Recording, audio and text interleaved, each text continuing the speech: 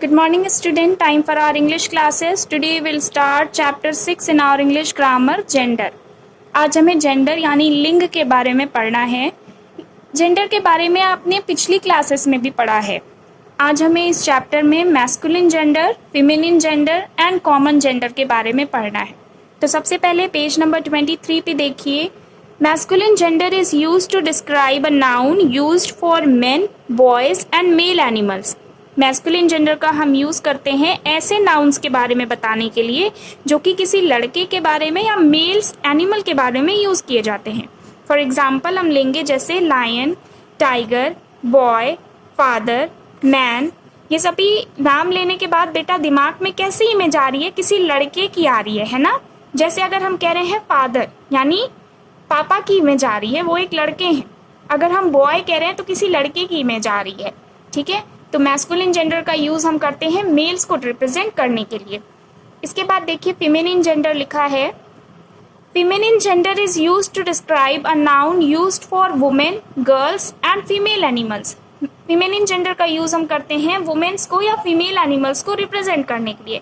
For example अगर हम कह रहे हैं टाइग्रेस, आंटी, मम्मी, गर्ल, तो इसका नाम लेने पे दिमाग में हमारी कैसी इमेज आ रही है? किसी लड़की की आ रही है। अगर हम मम्मी कह रहे हैं, मदर कह रहे हैं, तो हमारे दिमाग में एक औरत की इमेज आ रही है। अगर हम गर्ल कह रहे हैं तो एक लड़की की इमेज आ रही है। ठीक है, हम फेमिनिन जेंडर का यूज करते हैं फीमेल्स को रिप्रेजेंट करने के लिए। क्लियर है? मैस्कुलिन यानी मेल्स लड़कों को और फेमिनिन यानी फीमेल्स लड़कियों को रिप्रेजेंट करने के लिए। अगर हम एक्सरसाइज की बात करें तो वार्म अप एक्सरसाइज में देखिए, राइट द मैस्कुलिन और feminine nouns for the following. Female का मेल और मेल्स का फीमेल वाला जो कॉलम खाली है वही हमें फिल करना है। जैसे वाइफ फीमेल है तो इसका मेल क्या हो जाएगा? हस्बैंड। मैन अगर मेल है तो इसका फीमेल क्या हो जाएगा? वुमेन। टाइगर का टाइग्रेस। इसी तरह इधर देखिए, काऊ का बुल हो जाएगा, आंट का अंकल हो जाएगा और ब्राइड ग्रूम का ब्राइड हो जाएगा। ठीक है, हमें मैस्कुलिन और फेमिनिन जेंडर क्लियर हो गया है। अगर क्लियर हो गया है तो एक्सरसाइज ए करना बहुत आसान है, जिसमें क्या दिया हुआ है? मैस्कुलिन जेंडर दिए हैं और इनके फेमिनिन जेंडर हमें इस मिस्ट्री बॉक्स में से फाइंड आउट करना है। Try to do this, it is very easy. अब हम पढ़ेंगे कॉमन जेंडर के बारे में on page number 24। Common gender की डेफिनेशन दी गई है। Nouns that can be used for both men and women are of the common gender.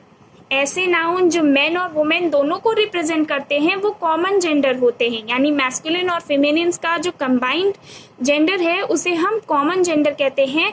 जैसे चिल्ड्रेन, चिल्ड्रेन अगर हम चिल्ड्रेन कह रहे हैं तो बच्चों में लड़कियां भी हो सकती हैं और लड़के भी हो सकते हैं। अगर हम टीचर कहते हैं तो आपके सर भी होते हैं और मैम भी हो जाते हैं। इसी तरह अगर हम फ्रेंड कह रहे हैं तो फ्रेंड में आपकी गर्ल्स भी दोस्त हो सकती हैं और बॉयज भी हो सकते हैं। पेरेंट्स कह रहे हैं तो मम्मी हो सकती हैं और पापा भी हो सकते हैं। तो ऐसे नाउन जो कि मेल और फीमेल दोनों के लिए यूज किए जाते हैं इन्हें हम कॉमन जेंडर कहते हैं। ठीक है, चैप्टर बहुत इजी है। मैस्कुलिन, फेमिनिन और कॉमन जेंडर पहचानना बहुत आसान है, आपने पिछली क्लासेस में भी पढ़ा है। Try to do this. सबसे पहले आप अपने डेफिनेशंस की रीडिंग करिएगा and after that try to do this exercise. जितनी ज़्यादा प्रैक्टिस करेंगे उतना आप परफेक्ट हो जाएंगे।